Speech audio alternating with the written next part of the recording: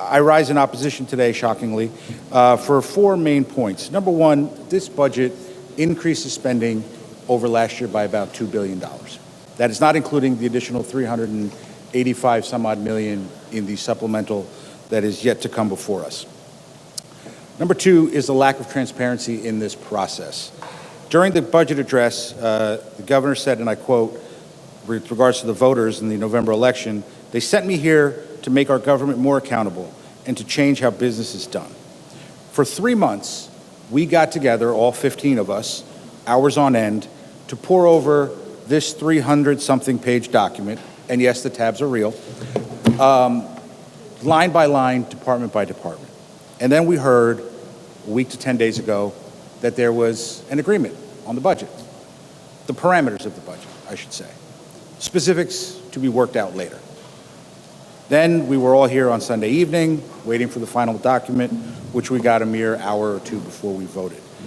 So to me, that is certainly not the transparency that the governor has espoused, doesn't reflect the comments she made during her campaign, saying that she would be the most transparent administration in the history of administrations, dashboards, websites, press conferences about transparency and accountability.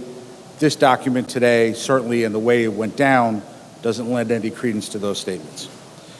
Number three, the cuts in this budget. Mr. Speaker, we are cutting a program that is become synonymous with your tenure in the legislature. That is a Stay NJ program. And that program that is being cut is not only reducing the number of people who would qualify for the benefit, but it is also reducing the benefits that some of those people would actually qualify for, while still increasing spending in other areas. And then we get to the topic that we've heard a lot about today, and that's the Medicaid and medical coverage cuts, which total around $226 million.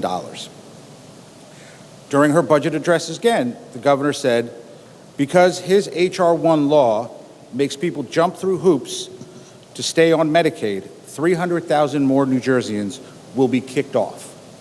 Yet, as we've heard repeatedly, we've got $1 billion more coming in Medicaid. Now, before my friends in the majority jump up and say, well, it's based on trend lines, or we're cutting this money because Washington is cutting the number of people that would qualify, I would also remind you that this administration is involved in multiple lawsuits to restore those potential Medicaid cuts. So which is it? Are we fighting to keep these folks on Medicaid and cutting the money that's going to be available to them, should they need it? Or are we hoping that the administration down in Washington, D.C. kicks people off Medicaid so we got another $225 million to play with? And lastly, Mr. Speaker, I would say to you that the funding priorities in this budget have some issues. Number one, we heard from the treasurer that there was roughly about $500 to $600 million in unanticipated new revenue between FY26 and this FY27 document.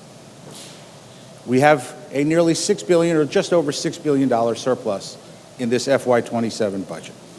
Yet, we are still cutting school aid to 167 districts.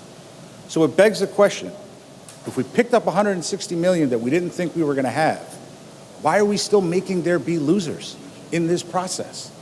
Why doesn't the majority party just change the language, as you do with anything else you would like to do? That's number one.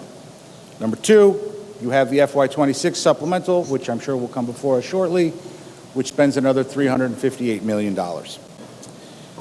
Lastly, Mr. Speaker, I will say, with regards to the additional items that get built in to this budget, whether it was the FY26 supplemental or the FY27 that is before us today, I would remind everyone here that the governor, in an interview on WNYC, with regards to congressional earmarks, said that community project funding, as it is called in Washington, D.C. now, is quote unquote accountable. Let's think about that for a second.